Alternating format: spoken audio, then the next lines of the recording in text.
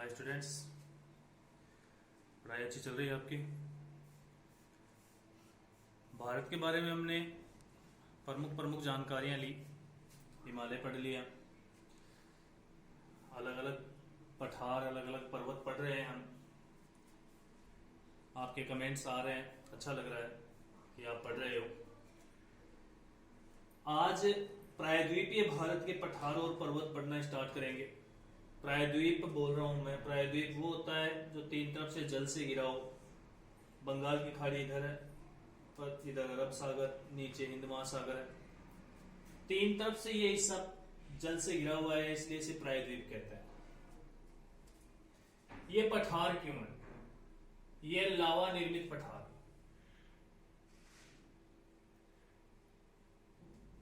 या यूं कहा जाए कि अफ्रीका महाद्वीप से टूटकर अलग हुआ भाग है ये। आपको ये मानचित्र बनाने में थोड़ी सी तकलीफ जरूर होगी, काफी कुछ मिला जुला सा दिखाई दे रहा है, लेकिन आप गौर कीजिए। पहले आप भारत का मानचित्र बनाइए, फिर इसमें प्रायद्वीप बना लीजिए। ये वाला जो डॉट डॉट लाइन में आपको नजर आ रहा होगा वीडियो में, ये प्रायद्वीप बना लीजिए। अफ्रीका से टूटकर केवल यही हिस्सा आया था। जो साइड वाली लाइनें हैं, इसके साइड में ये हिस्सा बाद में बना हुआ है। अफ्रीका से जब ये टूटकर आया था, तब ये गोंडवाना लैंड के नाम से जाना जाता था। यहां पर 33 सागर था। 33 सागर पाट दिया गया, नदियों द्वारा भर दिया गया, हिमालय की उत्पत्ति हुई। ये चीजें हम पढ़ चुके हैं पहले वाले वीडियोज में। आप क्रम से वीडियो देखिए ताकि आपको ज्योग्राफी समझ में आ सके। ये जो पठार है वो इस प्रकार से है।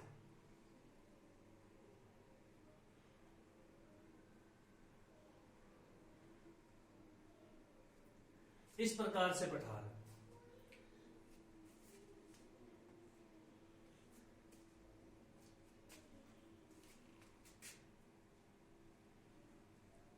पहाड़ होते हैं, पर्वत होते हैं, उनकी ऊंची ऊंची चोटियां होती हैं। हिमालय को लीजिए, 6000 मीटर से ऊंची चोटियां हैं। लेकिन पठार, इसकी औसत ऊंचाई लगभग 600 मीटर है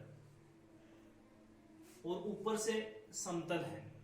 ऊबड़ खाबड़ तो है, लेकिन वैसे चोटियां नहीं है, पर्वत की चोटियों की तरह चोटियां नहीं है, इसमें समतल है। इस पठार का ढलान है, जो उत्तरी पठार आपको दिखाई दे रहा है, उत्तर का पठार यहां तक, इसका उत्तर की तरफ ये विंध्याचल पर्वत है। विंध्याचल पर्वत के उत्तर का जो पठार है, उसका ढलान उत्तर की तरफ है। तभी तो नदियां जैसे चंबल है, काली सिंध है, बेतवा नदी, ये नदियां उत्तर की तरफ बहती हैं। ये नदियां उत्तर की तरफ बहती हैं और यमुना में जा मिलती हैं। यहां सोन नदी है, सीधी गंगा में जाकर मिलती है, उत्तर की तरफ बह रही है। तो यहां तक के पठार का ढलान है उत्तर की तरफ, ऊपर की तरफ ढलान है। नीचे का जो पठार है उसका ढलान इस तरफ है, पूर्व की तरफ ढलान है। क्योंकि नदियां सारी, गंगा इधर जा रही है, इसके बाद में ये सारी नदियां स्वर्ण रेखा, महानदी, गोदावरी, कृष्णा, कावेरी, सारी नदियां इधर जा रही हैं। 2 नदियां हैं वो पश्चिम की तरफ जा रही हैं। जो ये हमारा पठार है वो पश्चिम में से एकदम से उठा हुआ पठार है, ऐसे उठा हुआ, और पूर्व में धीरे धीरे इसमें ढलान है, फिर ऐसा हो जाता है। यहां से इसका समुद्र स्टार्ट होता है।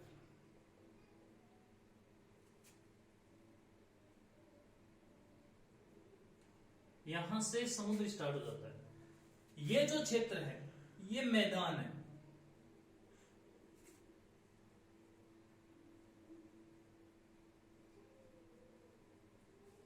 ये सागर है, ये अरब सागर, ये बंगाल की खाड़ी, ये बंगाल की खाड़ी, ये अरब सागर, ये पठारी प्रदेश। और यहां पर मिट्टी जमा हुई है। मिट्टी कहां से आई? नदियां लेकर आई अपने साथ। पठार पर से मिट्टियां बहाकर लाती हैं और किनारे किनारे पर जमा करती जाती हैं, अपना डेल्टा बनाती जाती हैं, मिट्टी जमा करती जाती हैं, जिस मिट्टी से यहाँ पर मैदान बन चुका है। इसे पूर्वी तटीय मैदान कहा जाता है, इसे पश्चिमी तटीय मैदान कहा जाता है।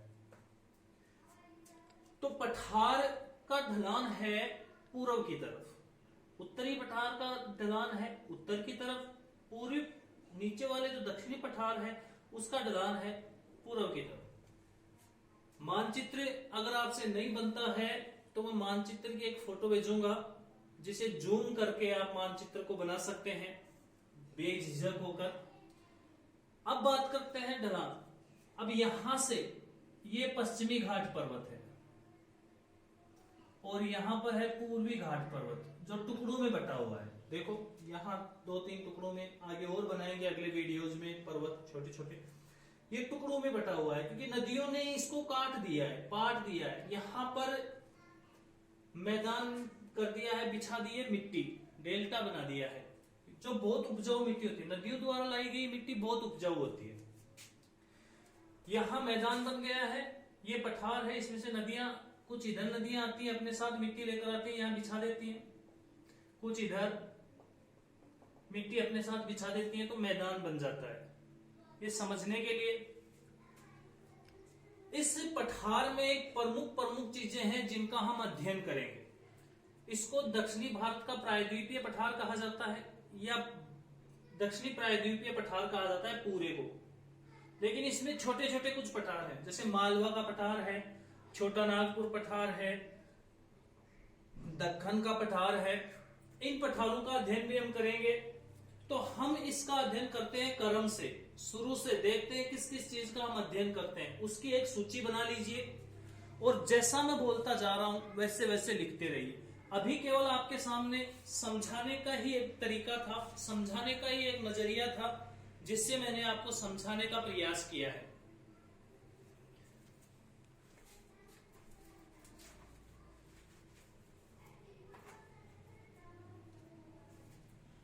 अब हम पढ़ते हैं, एक बार और समझ लीजिए मैंने क्या बनाया है। ये जो डॉट डॉट डॉट डॉट वाली लाइनों में है, ये पठार हैं। पठार के अंदर छोटे छोटे पठार हैं, प्रायद्वीपीय पठार के अंदर लाल रेखाओं में जितने आपको दिखाई दे रहे हैं, ये पर्वत श्रेणियां हैं, पहाड़ हैं छोटे छोटे। सबका वर्णन, सबका विस्तार से हम वर्णन करेंगे। सबसे पहले हम लेते हैं उत्तरी भाग की ये पर्वत श्रृंखला, जिसका नाम है अरावली।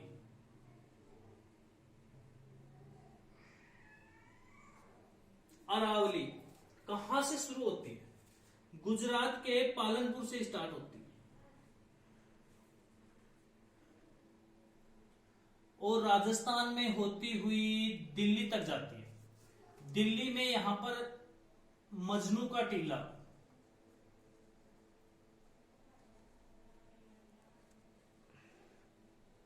मजनू का टीला नामक स्थान तक इसका विस्तार है। लगभग 800 किलोमीटर दूर तक फैली हुई है, लगभग 800 किलोमीटर में यह फैली हुई है। इसकी अरावली की सर्वोच्च चोटी, सबसे ऊंची चोटी, ये यहां पर माउंट आबू,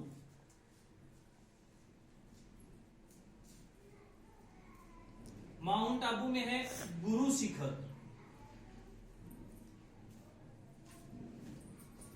माउंट आबू कहां है? सिरोही जिले में, सिरोही राजस्थान में। राजस्थान के सिरोही जिले में माउंट आबू में गुरु शिखर यहाँ की सर्वोच्च चोटी है। माउंट आबू एक चीज के लिए और प्रसिद्ध है, दिलवाड़ा जैन मंदिर। जैन धर्म के लोगों का एक प्रसिद्ध मंदिर है दिलवाड़ा में जैन मंदिर, उसके लिए भी माउंट आबू प्रसिद्ध है। अरावली पर्वत को राजस्थान के दक्षिणी हिस्से में जरगा कहा जाता है, जरगा, और दिल्ली के पास इसे दिल्ली रेंज के नाम से जाना जाता है।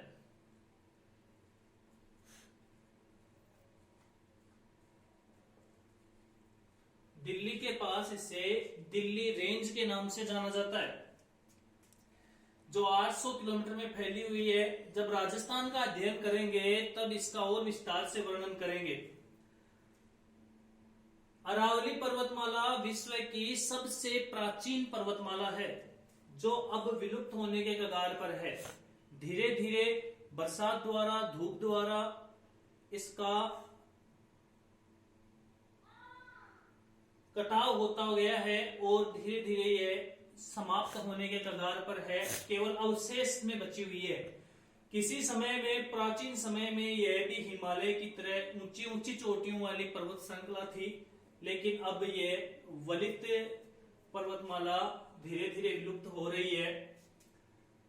अब बात करते हैं दूसरे नंबर पर। नंबर 1 अरावली हो गई। अरावली के बारे में जो तथ्य मैंने बताया आपने लिख लिए होंगे। नंबर 2 यह आता है मालवा का पठार।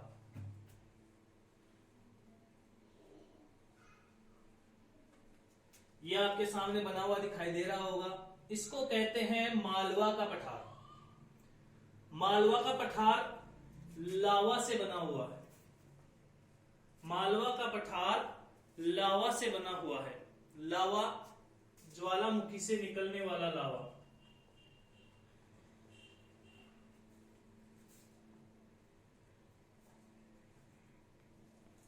ज्वालामुखी से निकले लावे से मालवा का पठार का निर्माण हुआ है। लावा क्या है, कई बार निकलता है, परत के रूप में जम जाता है, फिर निकलता है, फिर दूसरी परत के रूप में। इस प्रकार ये परतों के रूप में जमा हुआ है। इस लावे से जो चट्टान बनी है, उन चट्टानों को कहा जाता है बेसाल्ट की चट्टानें या बेसाल्ट चट्टानें। बेसाल्ट चट्टानों से बना हुआ है मालवा का पठार। मालवा का पठार विंध्याचल पर्वत के उत्तर में और अरावली पर्वत के दक्षिण में स्थित है। अरावली के दक्षिण में और विंध्याचल पर्वत के उत्तर में। वैसे देखा जाए तो अरावली के दक्षिणी पूर्वी भाग में स्थित है। मालवा के पठार में से एक नदी निकलकर जाती है, चंबल नदी, जो मालवा के पठार से निकलकर राजस्थान में भैंसरोडगढ़, चित्तौड़गढ़ में प्रवेश करती है और कोटा, सवाई माधोपुर बहती हुई यमुना में जाकर मिल जाती है।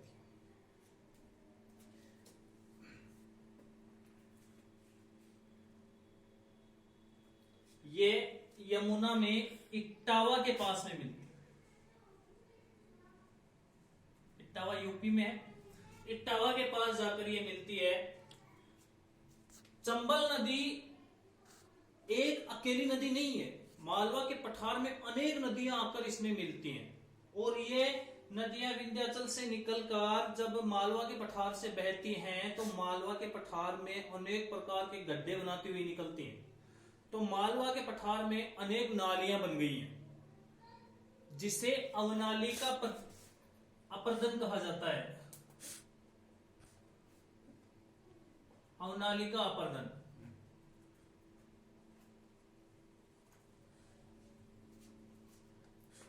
अवनाली का अपर्दन सर्वाधिक किस पठार में है? मालवा के पठार में। अवनाली का अपर्दन करने वाली सबसे प्रमुख नदी कौन सी है? चंबल नदी।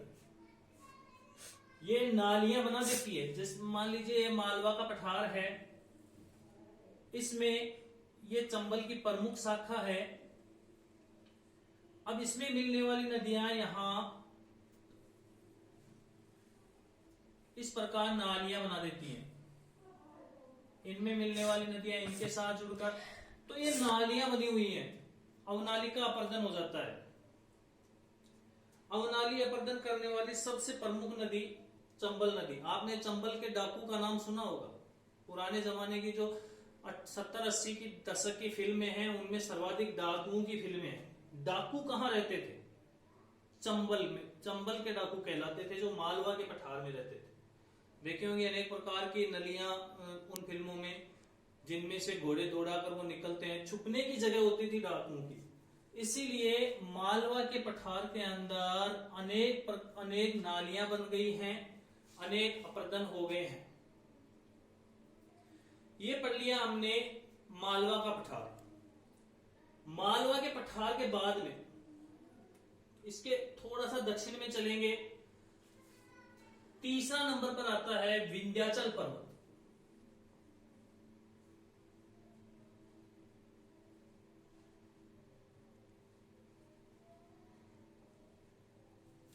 विंध्याचल पर्वत 3 श्रेणियों में बंटा हुआ है।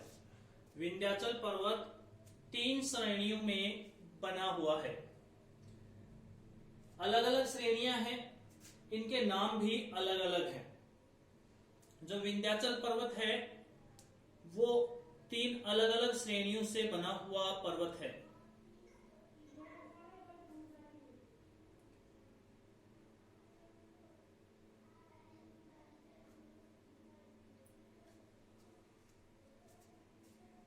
इसकी जो प्रमुख ये है, इसका नाम ये और ये देखा आपने, एक लंबी सी श्रृंखला है, फिर एक छोटी श्रृंखला है। पहली श्रृंखला को बंढोर कहा जाता है, बीच वाली श्रृंखला को बंढोर।